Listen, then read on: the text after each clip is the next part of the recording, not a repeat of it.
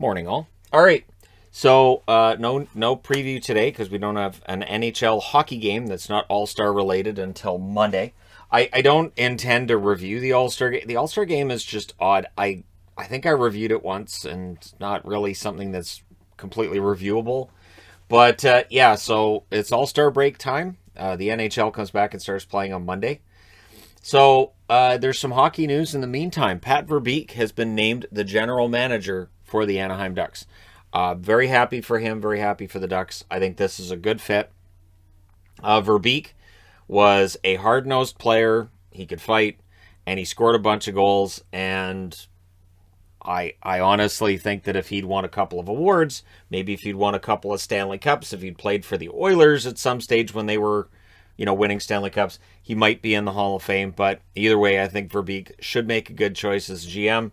We'll see. It's always interesting when somebody gets their first job because we have no idea. So first Alvin for Vancouver, actually, and then they got Hughes in Montreal. It's been nice to see they're not just recycling the same people. The finalist, other than Verbeek, was apparently Jason Botterill, formerly of the Buffalo Sabres. So Verbeek will be in charge, and he's got a pretty good young team, and they've got cap space. And so even if they do fall out of the race, which is being predicted by many, even if they fall out of the race, they're ahead of the curve, and I think that we've seen that they're going to be a pretty damn tough team to beat years down the road. We shall see. Zegras is going to get better, and he's already pretty darn good. So what everybody was talking about yesterday is the Rocky Wirtz, the town hall. I might as well link in the description below this video to the entire town hall because it's something, and there's also links to there's timestamps, I should say, in the comments to Rocky and his answers to questions that are problematic at best. He was asked by Mark Lazarus a very professional, decent question of, all right, so the Kyle Beach situation takes place. What steps are you taking? And again, I'm paraphrasing. What steps have you taken? What steps is the organization taking for players now to make sure they're protected? That is a very safe, innocuous question with a very easy answer. The easy answer is, that's a great question.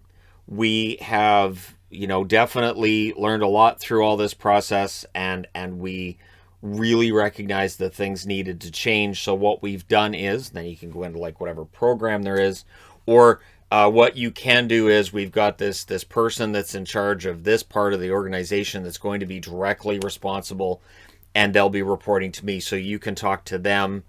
We can touch base after this is done and go over. I have no problem, because they've talked about complete transparency. That's something they promised, was complete transparency.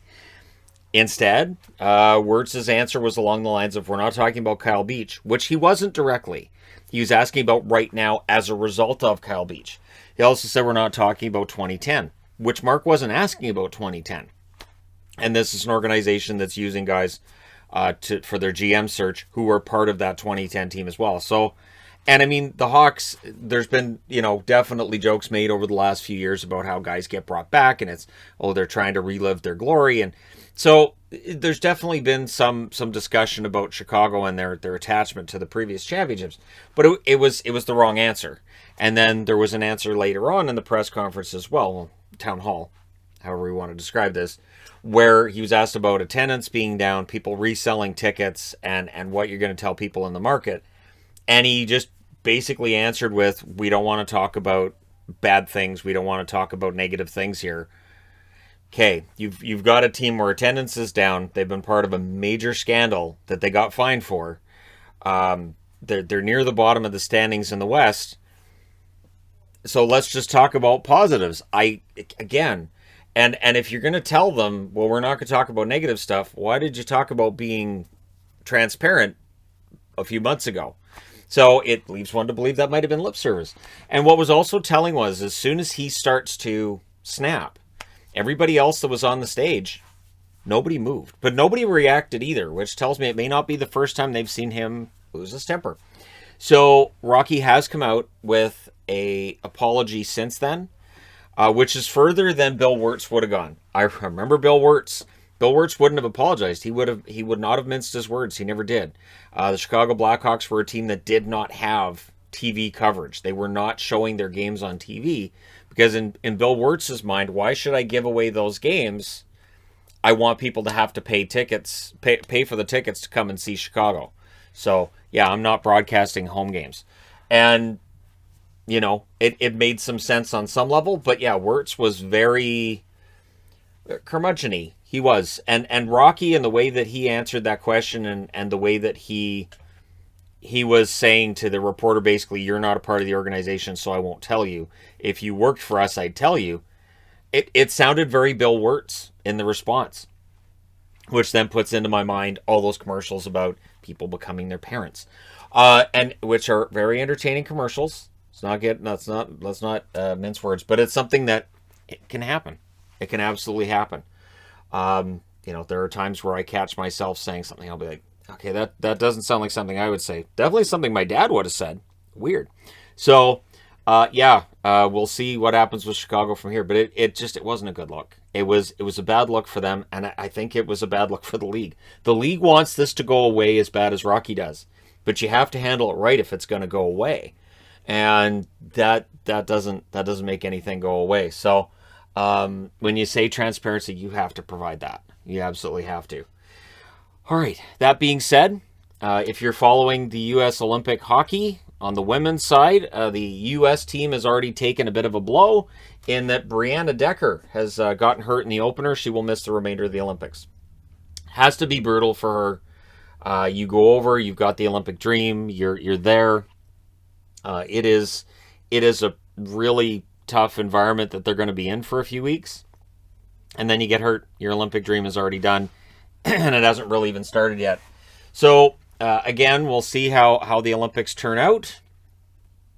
There's been some speed bumps already when it comes to all the setup and everything. And, so for the U.S. team, the good news is they have a lot of depth.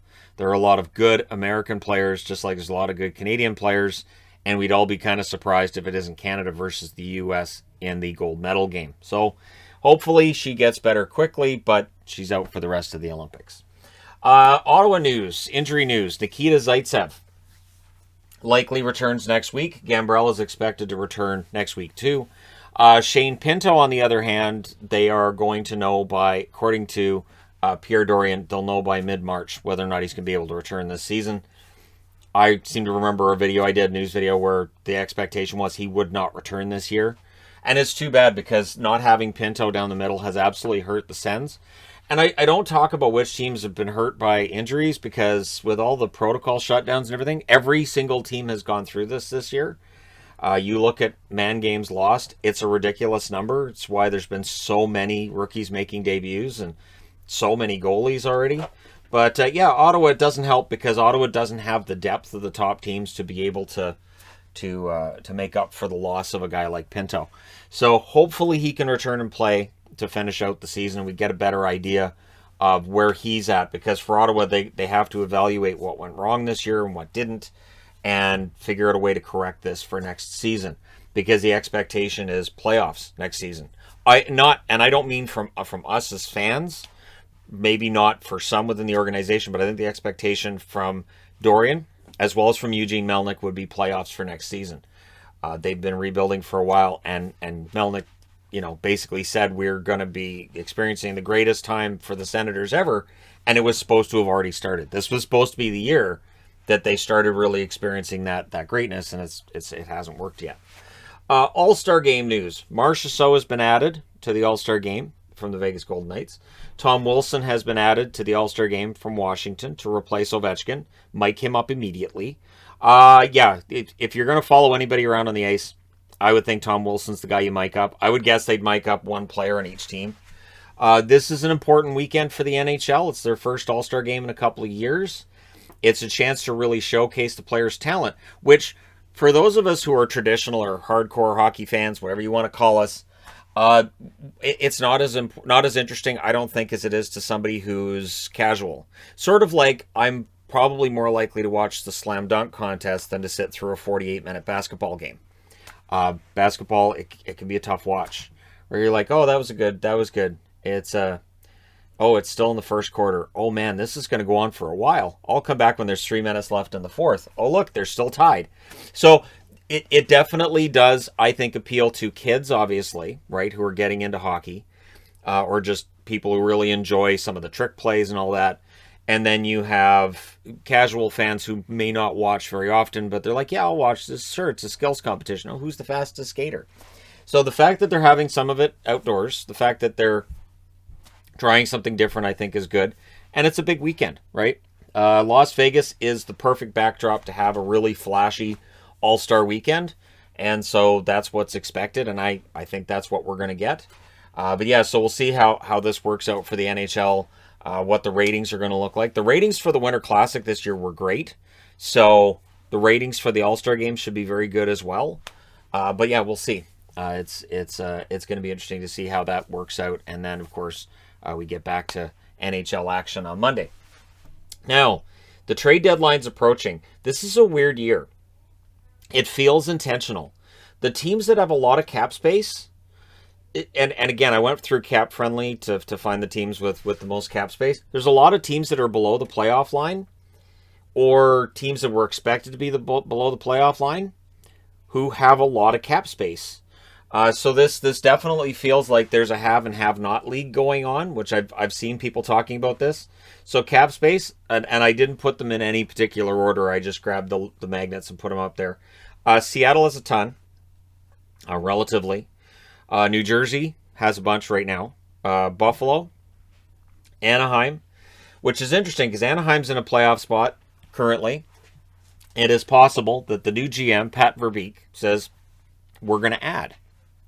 And he could go out and get two relatively good players to add to the roster and not have to worry about the cap implications. Ottawa has a lot of cap space right now. Columbus has a bunch too. Arizona and Detroit, and it's already been reported that Arizona is willing to use some of the cap space at the deadline for future assets. What's interesting to me is we have all these teams right now with cap space for the deadline. You also have the New York Rangers, Nashville Predators, San Jose Sharks, which I find interesting in that the Rangers, the question of whether or not they're a contender, I keep seeing this, and I'll say this. For them to really and truly be a contender, they need to be better 5-on-5, I think, than what they are right now. And I think that while it's great Shesterkin's having this fantastic year, they need to have it so that they don't need to rely on his fantastic year as much as they have been. But they have cap space to add. Nashville has a bunch. Nashville, it's going to be interesting to see if they go out and get a rental at the deadline. And for San Jose, I could interchange these two because San Jose technically has a lower percentage chance of making the playoffs. So I could say Anaheim's in a position to add, San Jose's in a position to take on cap space, or vice versa. So it'll be interesting to see what GMs do because the teams that I can see that are in contending spots, that again, according to Cap Friendly, might need some help if they want to add at the deadline, are Vegas, absolutely. In Vegas, to make that $10 million in cap space appear for Jack Eichel, they're going to need to move some pretty significant parts of that roster, and they're likely going to have to give up draft picks with those significant parts of the roster, which might end up heading to one of these locations. This is where Ron Francis can step in and make a move that makes Seattle better immediately. Add a prospect or a draft pick and add a couple of players from Vegas at the same time. I know that there's been a lot of criticism for how Ron Francis has done things, but I will say that them having cap space right now is huge for the future, and it's important to make sure you have that going forward. Tampa, obviously, they don't have cap space right now. Everybody's healthy, but if they're going to add at the deadline, they're going to need some help. The Oilers, currently, again, according to Cap Friendly, no cap space for them. The Capitals, Carolina. Now, with the Capitals, I don't want to just skip over the Capitals either, and I feel like I skip over the Oilers because they just added Evander Kane, so they don't really have the need now for that depth scoring. It looks like they've got that. If they want to add a defenseman, they're going to have money out, money in. For Washington, I think this might be time to look at adding a rental with the idea of having that one last push. It feels like the Capitals are older, and we've seen an older team in the New York Islanders fall way off, and it kind of feels like the Caps could be that team next year. So you might have to load up this year at the deadline with the idea that next year it may not happen.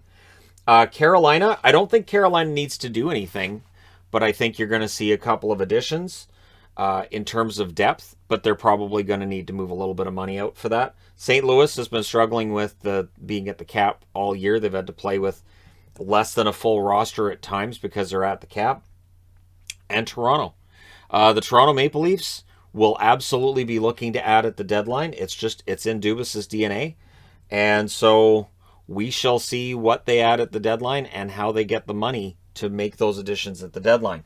But that's where the teams that have cap space can say, hey, why don't we make a three-way deal? You guys throw us a third or fourth round pick. We park some money on our roster, and your deal is done. And then neither of you go over the cap. So look for some of those deals as well.